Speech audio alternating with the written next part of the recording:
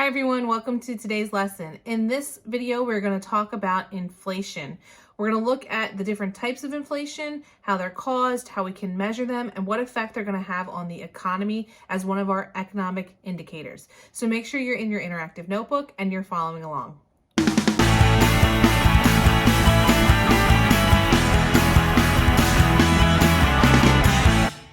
Okay, you know the drill. We're on page 3 of your interactive notebook. And again, today we're talking about inflation. Let's first start off and talk about our essential question. So today we're going to talk about or try to answer, to what extent does inflation affect individuals and businesses in an economy? First and foremost, what is inflation? I know all of you are thinking, I'm like in sophomore year of high school. I don't know. It's a big scary word that I've heard before on TV and like economy. It's not that scary. Inflation is an increase in the overall price level of goods and services produced in an economy over time. It's a general increase in prices. That's all it is. It's not too scary.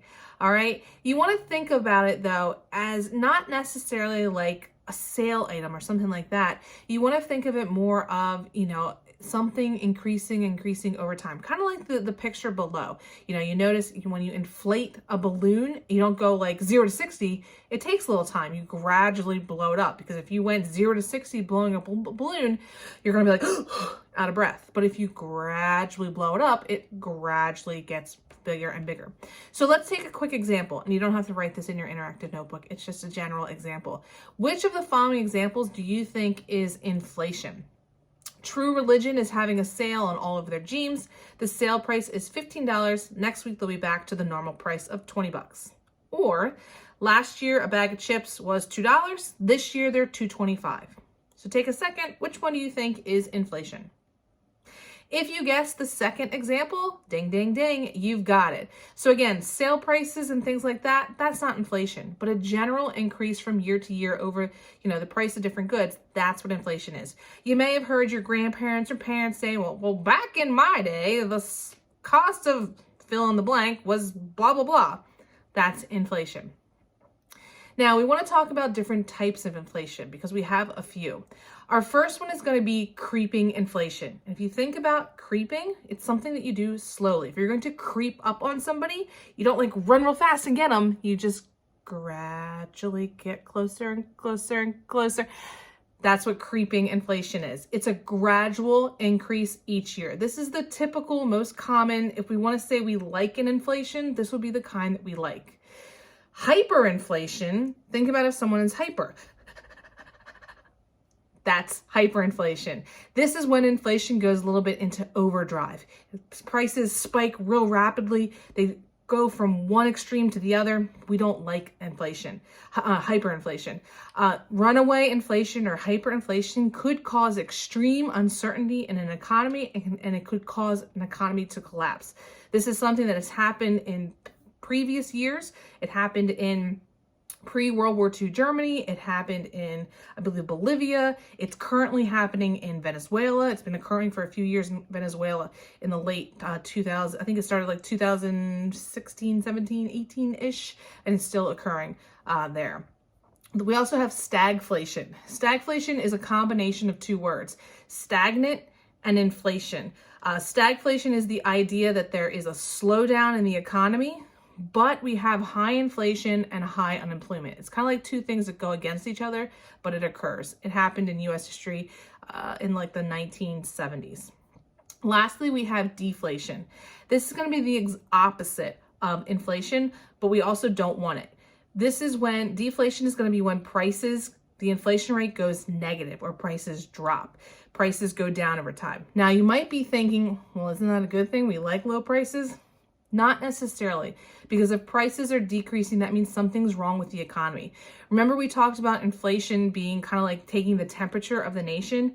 If it's too hot and it's hyperinflation, not good. If you're too cold, not good. You want to be that constant, just kind of creeping along, or you're 98.5 temperature. So it's the same thing with inflation. You just want to kind of have that creeping inflation over time. How do we determine if we have inflation, or how do we determine inflation at all? We use what is called the Consumer Price Index, or the CPI. This is going to be an index for, we'll call it a market basket of goods and services. Just kind of like taking through, general things that most consumers in the United States purchase. Changes in the average prices of these items are going to help approximate what the inflation rate is and the change in cost of living.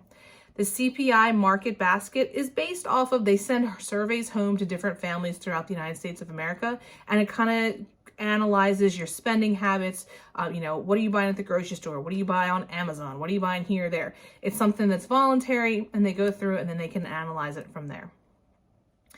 Now we want to talk about different causes of inflation. And we have 3 different causes of inflation. We have the quantity, or sometimes it's called the amount theory. We have the demand pull theory, and we have the cost push theory. So these are the 3 most common ways in which we have inflation. Your quantity or amount theory is going to be when the government prints too much money. Now, this is something the United States does not do, because we have seen in other countries in the past have done this, and it's caused extreme hyperinflation, and it is not a good thing. So if you ever see in the news like the economy's in the crapper or whatever, and you think, well, why don't they just print more money? Like, if you need more money, make more money. Not a good idea. If the government keeps printing money to pay their debts, it's going to cause hyperinflation. The more money that's printed out there, you're going to have more rich people, but the same amount of products. So that's going to cause prices to increase, which we don't want.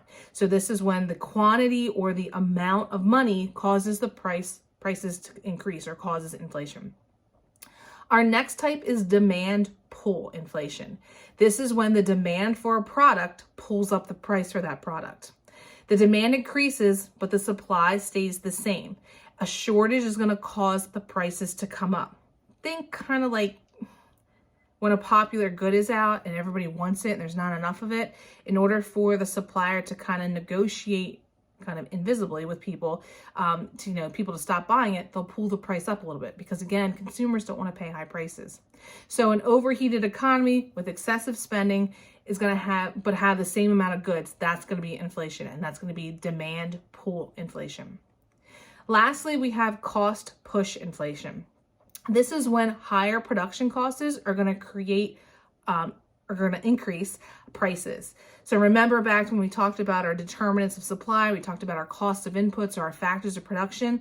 When it costs more to produce their good, producers are going to have to increase the prices to cover those costs that go into making their good. So like the example here, you can see the price of helium here went up. He doesn't necessarily want to charge more for balloons, but he kind of has to, because the money for the helium that's going into the balloons costs him more.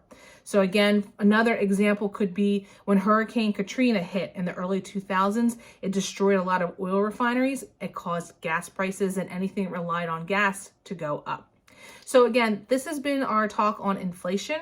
Remember, it's a general increase in price over time, and we have 4 different types, and we have 3 different ways in which they are created.